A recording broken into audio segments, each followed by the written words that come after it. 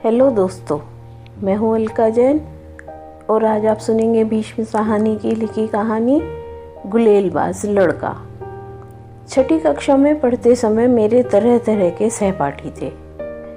एक हरबंस नाम का लड़का था जिसके सब काम अनूठे हुआ करते थे। उसे जब सवाल समझ में नहीं आता तो स्याही की दवात उठाकर पी जाता। उसे किसी ने कह रखा था काली स्याही पीने से अक्ल तेज हो जाती है। मास्टर जी गुस्सा होकर उस पर हाथ उठाते तो बेहद ऊंची आवाज में चिल्लाने लगता, मार डाला, मास्टर जी ने मार डाला। वह इतनी जोर से चिल्लाता कि आसपास की जमातों के उस्ताद बाहर निकल आते कि क्या हुआ है। मास्टर जी छिटक कर हाथ नीचा कर लेते। यदि वह उसे पीटने लगते तो हरवंश सीधा उनसे चिपट जाता और ऊंची ऊंची आवाज में कहने लगता, अब की बार माफ कर दो जी, आप बादशाह हो जी, आप अकबर महान हो जी, आप अशोक सम्राट हो जी, आप माई बाप हो जी, दादा हो जी, परदादा हो जी। क्लास में लड़के हंसने लगते और मास्टर जी चेपकर उसे पीटना छोड़ देते। ऐसा था वह हरबंस। आए दिन बाग में से मेंढक पकड़ कर लाता और कहता कि हाथ पर मेंढक की चर्बी लगा लें तो मास्टर जी की बैंत का असर नहीं होता। हाथ को पता ही नहीं चलता कि बैंत पड़ा है। एक दूसरा सहपाठी था बोधराज। उससे हम सब डरते थे। जब वह चिकोटी काटता तो लगता कि जैसे सांप ने डस लिया है। बड़ा जालिम लड़का था। गली की नाली पर जब बर्रे आकर बैठते तो नंगे हाथ से बर्रे पकड़कर उनका डंक निकाल लेता और फिर बर्रे की टांग में धागा बांधकर उसे पतंग की तरह उड़ाने की कोशिश करता। बाग में जाते तो फूल पर बैठी तितली को लपक कर पकड़ लेता और दूसरे क्षण उंगलियों के बीच मसल डालता। अगर मसलता नहीं तो फड़फड़ाती तितली में पिन खोसकर उसे अपनी कॉपी में टांक लेता। उसके बारे में कहा जाता था कि अगर बोधराज को बिच्छू काट ले तो स्वयं बिच्छू मर जाता है। बोधराज का खून इतना कड़वा है कि उसे कुछ भी महसूस नहीं होता। सारा वक्त उसके हाथ में गुलेल रहती और उसका निशाना अचूक था। पक्षियों के घोंसले पर तो उसकी विशेष कृपा होती थी। पेड़ के नीचे खड़े होकर वह ऐसा निशाना बांधता कि दूसरे ही क्षण पक्षियों की चींची सुनाई पड़ती और घोंसले में से तिनके और थिंगलियां टूट टूट कर हवा में चीतरने लगते। या वह झट से पेट पर चढ़ जाता और घोंसलों में से अंडे निकाल लाता। जब तक वह घोंसलों को तोड़ फोड़ नहीं डाले उसे चैन नहीं मिलता था। उसे कभी भी कोई ऐसा खेल नहीं सूझता था जिसमें किसी को कष्ट ना पहुंचाया गया हो। बोधराज की माँ उसे राक्षस कहा करती थी। बोधराज जेब में तरह तरह की चीजें रखे घूमता, कभी मैना का बच्चा या तरह तरह के अंडे या कांटेदार झाऊ चूहा। उससे सभी छात्र डरते थे। किसी के साथ झगड़ा हो जाता तो बोधराज सीधा उसकी छाती में टक्कर मारता या उसके हाथ पर काट खाता। स्कूल के बाद हम लोग तो अपने अपने घरों को चले जाते, मगर बोधराज न जाने कहाँ घूमता रहता। कभी कभी वह हमें तरह तरह के किस्से सुनाता। एक दिन कहने लगा, हमारे घर में एक गोह रहती है। जानते हो गोह क्या होते हैं? नहीं तो क्या होती है गोह? गोह सांप जैसा एक जानवर होता है, बालिश्त भर लंबा, मगर उसके पैर होते हैं, 8 पंजे होते हैं। सांप के पैर नहीं होते। हम सिहर उठे। हमारे घर में सीढ़ियों के नीचे गोह रहती है, वह बोला। जिस चीज को वह अपने पंजों से पकड़ ले उसे फिर कभी नहीं छोड़ती, कुछ भी हो जाए। हम फिर सिहर उठे। चोर अपने पास गोह को रखते हैं। वे दीवार को फांदने के लिए गोह का इस्तेमाल करते हैं। गोह की टांग में रस्सी बांध देते हैं और फिर जिस दीवार को फांदना हो रस्सी झुलाकर दीवार के ऊपर की ओर फेंकते हैं। दीवार के साथ लगते ही अपने मजबूत पंजों से गोह दीवार को पकड़ लेती है। उसका पंजा इतना मजबूत होता है कि फिर रस्सी को 10 आदमी भी खींचे तो गोह दीवार नहीं छोड़ती। चोर उसी रस्सी के सहारे दीवार फांद जाते हैं। फिर दीवार को कैसे छोड़ती है तुम्हारी गोह? मैंने पूछा। ऊपर पहुंचकर चोर उसे थोड़ा सा दूध पिलाते हैं। दूध पीते ही गोह के पंजे ढीले पड़ जाते हैं। इसी तरह के किस्से बोधराज हमें सुनाता। उन्हीं दिनों मेरे पिताजी की तरक्की हुई। और हम लोग एक बड़े मकान में जाकर रहने लगे। घर नहीं था, बंगला था, मगर पुराने ढंग का और शहर के बाहर। फर्श ईंटों के, छत ऊंची ऊंची और ढलवा, कमरे बड़े बड़े, लेकिन दीवार में लगता जैसे गारा भरा हुआ है। बाहर खुली जमीन थी और पेड़ पौधे थे। घर तो अच्छा था, मगर बड़ा खाली खाली सा था। शहर से दूर होने के कारण मेरा कोई दोस्त यार भी वहां नहीं था। तभी बोधराज आने लगा।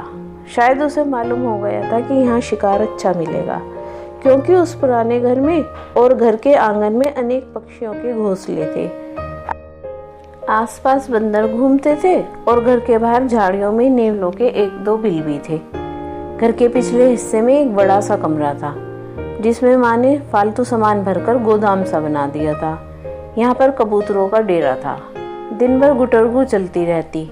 वहाँ पर टूटे रोशनदान के पास एक मैना का घोंसला भी था। कमरे के फर्श पर पंख और टूटे अंडे और तिनके बिखरे रहते। बोधराज आता तो मैं उसे साथ लिए घूमने निकल जाता। एक बार वह झाऊचूआ लाया, जिसका काला थूथना और कटीले बाल देखते ही मैं डर गया। माँ को मेरा बोधराज के साथ घूमना अच्छा नहीं लगता था, मगर वह जानती थी कि मैं घर में पड़ा क्या करूँगा। माँ भी उसे राक्षस कहती थी और उसे बहुत समझाया करती थी कि गरीब जानवरों को तंग नहीं किया करे। एक दिन माँ मुझसे बोली, अगर तुम्हारे दोस्त को घोंसले तोड़ने में इतना ही मजा आता है तो उससे कहो कि हमारे गोदाम में से घोंसले साफ कर दे। चिड़ियों ने कमरे को बहुत गंदा कर रखा है। मगर माँ, तुम ही तो कहती थी कि जो घोंसले तोड़ता है उसे पाप चढ़ता है। मैं यह थोड़ी ही कह रही हूँ कि पक्षियों को मारे। वह तो पक्षियों पर गुलेल चलाता है, उन्हें मारता है। घोंसला उठाना अच्छी अलग बात है। चुनाचे जब बोधराज घर पर आया तो मैं घर का चक्कर लगाकर उसे पिछवाड़े के गोदाम की ओर ले गया। गोदाम में ताला लगा था। हम ताला खोलकर अंदर गए। शाम हो रही थी और गोदाम के अंदर झुटपुटा सा छाया था। कमरे में पहुंचे तो लगा जैसे हम किसी जानवर की मांद में पहुंच गए हों। बला की बू थी और फर्श पर बिखरे हुए पंख और पक्षियों की भीड़। सच पूछो, मैं तो डर गया। मैंने सोचा यहाँ भी बोधराज अपना घिनौना शिकार खेलेगा। वह घोंसलों को तोड़ फोड़ कर गिराएगा, पक्षियों के पर नोचेगा, उनके अंडे तोड़ेगा, ऐसी सभी बातें करेगा जिनसे मेरा दिल दहलता था। न जाने माँ ने इससे क्यों कह दिया था कि घोंसला साफ कर दो। मुझे तो अब इसके साथ खेलने से भी मना करती थी, अब कह दिया घोंसला तोड़ो। मैंने बोधराज की ओर देखा तो उसने गुलेल संभाल ली और बड़े चाव से छत के नीचे मैना के घोंसले की ओर देख रहा था। गोदाम की ढलवा छतें तिकोन सा बनाती थी। 2 पल्ले ढलवा उतरते थे और नीचे एक लंबा शहतीर कमरे के आसपास चला गया था। इसी शहतीर पर टूटे हुए रोशनदान के पास ही एक बड़ा सा घोंसला था। उनमें से उभरे हुए तिनके, रुई के फाये और लटकती हुई थिंगलियां हमें नजर आ रही थी। यह मैना का घोंसला था। कबूतर अलग से दूसरी ओर शहतीर पर गुटरगू कर रहे थे और सारा वक्त शहतीर के ऊपर मटगश्ती कर रहे थे। घोंसले में मैना के बच्चे हैं, बोधराज ने कहा और अपनी गुलेल साध ली। तभी मुझे घोंसले में से छोटे छोटे बच्चों की पीली पीली नन्ही चोंचें नजर आई। देखा, बोधराज कह रहा था, ये विलायती मैना है, इधर घोंसला नहीं बनाती। इनके माँ बाप जरूर अपने काफिले से बिछड़ गए होंगे और यहाँ आकर घोंसला बना लिया होगा। इनके माँ बाप कहाँ हैं? मैंने पूछा। चुग्गा लेने गए हैं, अभी आते ही होंगे। कहते हुए बोधराज ने गुलेल उठाई। मैं उसे रोकना चाहता था कि घोंसले पर गुलेल ना चलाए, पर तभी बोधराज की गुलेल से फर की आवाज़ निकली और इसके बाद जोर के टन की आवाज़ आई। गुलेल का कंकड़ घोंसले से न लगकर सीधा छत पर जा लगा, जहाँ टीन की चादरें लगी थी। दोनों चोंच घोंसलों के बीच कहीं गायब हो गई और फिर सख्ता सा आ गया। लग रहा था मानो मैना के बच्चे सहमकर चुप हो गए थे। तभी बोधराज ने गुलेल से एक और वार किया। अब की बार कंकड़ शहतीर से लगा। बड़ा आंकड़ा करता था। 2 निशाने चूक जाने पर वह बौखला उठा। अब की बार थोड़ी देर तक चुपचाप खड़ा रहा। जिस वक्त मैना के बच्चों ने चोंच फिर से उठाई, और घोंसले के बाहर झांककर देखने लगे। उसी समय बोधराज ने तीसरा वार किया। अब की कंकड़ घोंसले के किनारे पर लगा। 3-4 तिनके और रुई के गाले उड़े और छितराकर फर्श की ओर उड़ने लगे, लेकिन घोंसला नहीं गिरा। बोधराज ने फिर से गुलेल तान ली थी। तभी कमरे में एक भयानक सा साया डोल गया। हमने नजरें उठाकर देखा। रोशनदान में से आने वाली रोशनी सहसा ढक गई थी। रोशनदान के सीखे पर एक बड़ी सी चील पर फहराई बैठी थी। हम दोनों ठिठक कर उसकी ओर देखने लगे। रोशनदान में बैठी चील भयानक सी लग रही थी। यह चील का घोंसला होगा। चील अपने घोंसले में लौटी है, मैंने कहा। नहीं, चील का घोंसला यहाँ कैसे हो सकता है? चील अपना घोंसला पेड़ों पर बनाती है। यह मैना का घोंसला है। और उसी वक्त घोंसले में से चींची की आवाजें आने लगी। घोंसले में बैठे मैना के बच्चे पर फड़फड़ाने लगे और चिल्लाने लगे। हम दोनों निश्चेष्ट से खड़े हो गए, यह देखने के लिए कि चील अब क्या करेगी। हम दोनों टकटकी बांधे चील की ओर देखे जा रहे थे। चील रोशनदान में से अंदर आ गई। उसने अपने पर समेट लिए और रोशनदान पर से उतरकर गोदाम के आर पार लगे शहतीर पर उतर आई। वह अपना छोटा सा सर हिलाती, कभी बाएं कभी दाएं देखने लगती। मैं चुप था, बोधराज भी चुप था। न जाने वह क्या सोच रहा था। घोंसले में से बराबर चींची की आवाजें आ रही थी, बल्कि पहले से कहीं ज्यादा बढ़ गई थी। मैना के बच्चे बुरी तरह डर गए थे। यह यहाँ रोज आती होगी, बोधराज बोला। अब मेरी समझ आया कि क्यों फर्श पर जगह जगह पंख और मांस के लोथड़े बिखरे पड़े हैं। जरूर आए दिन चील घोंसले पर झपट्टा मारती रही होगी। मांस के टुकड़े और खून सने पर इसी की चोंच से गिरते होंगे। बोधराज अभी भी टकटकी बांधे चील की ओर देख रहा था। अब चील धीरे धीरे शहतीर पर चलते हुए घोंसले की ओर बढ़ने लगी थी और घोंसले में बैठे मैना के बच्चे पर फड़फड़ाने लगे और चीखने लगे थे। जब से चील रोशनदान पर आके बैठी थी, मैना के बच्चे चीखे चले आ रहे थे। बोधराज अब भी मूर्तिवत खड़ा चील की ओर ताके जा रहा था। मैं घबरा उठा। मैं मन में बार बार कहता, क्या फर्क पड़ता है अगर चील मैना के बच्चों को मार डालती है या बोधराज अपनी गुलेल से उन्हें मार डालता है। अगर चील नहीं आती तो इस वक्त बोधराज ने मैना का घोंसला नोच डाला होता। तभी बोधराज ने गुलेल उठाई और सीधा निशाना चील पर बांध दिया। चील को मत छेड़ो, वह तुम पर झपटेगी, मैंने बोधराज से कहा। मगर बोधराज ने मेरी बात नहीं सुनी और गुलेल चला दी। चील को निशाना नहीं लगा। कंकड़ छत से टकराकर नीचे गिर पड़ा और चील ने अपने बड़े बड़े पंख फैलाए, सिर नीचे किए घूरने लगी। चलो यहाँ से चलें, मैंने डर कर कहा। नहीं, हम चले जाएंगे तो चील बच्चों को खा जाएगी। उसके मुंह से यह वाक्य मुझे बड़ा अटपटा लगा। स्वयं ही तो घोंसला तोड़ने के लिए गुलेल उठा लाया था।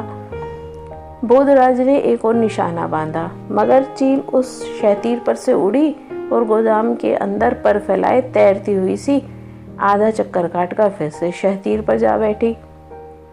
घोंसले में बैठे हुए बच्चे बराबर चींची किए जा रहे थे।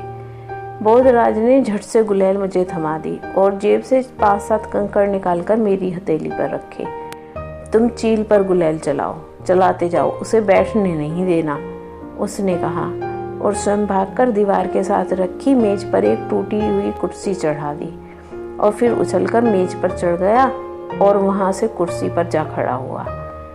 फिर बोधराज ने अपने दोनों हाथ ऊपर उठाए और जैसे तैसे संतुलन बनाए हुए उसने धीरे से दोनों हाथों से घोंसले को शहतीर पर से उठा लिया और धीरे धीरे कुर्सी पर से उतर के मेज पर आ गया और घोंसले को थामे हुए ही छलांग लगा दी। चलो बाहर चलो, उसने कहा और दरवाजे की ओर लपका।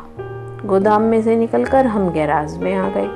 गैराज में एक ही बड़ा दरवाजा था और दीवार के आर पार एक छोटा सा झरोखा। यहाँ पर चील नहीं पहुँच सकती, बोधराज ने कहा और इधर उधर देखने लगा था। थोड़ी देर में घोंसले में बैठे मैना के बच्चे चुप हो गए। बोधराज बक्से पर चढ़कर मैना के घोंसले में झांकने लगा। मैंने सोचा अभी हाथ बढ़ाकर दोनों बच्चों में से एक को उठा लेगा, जैसे वह अक्सर किया करता था। फिर भले ही उन्हें जेब में डालकर घूमता फिरे, मगर उसने ऐसा कुछ नहीं किया। वह देर तक घोंसले के अंदर झांकता रहा, फिर बोला, थोड़ा पानी लाओ, इन्हें प्यास लगी है। इनकी चोंच में बूंद बूंद पानी डालेंगे। मैं बाहर गया और एक कटोरी में थोड़ा सा पानी ले आया। दोनों नन्हे नन्हे बच्चे चोंच ऊपर उठाए हाँफ रहे थे।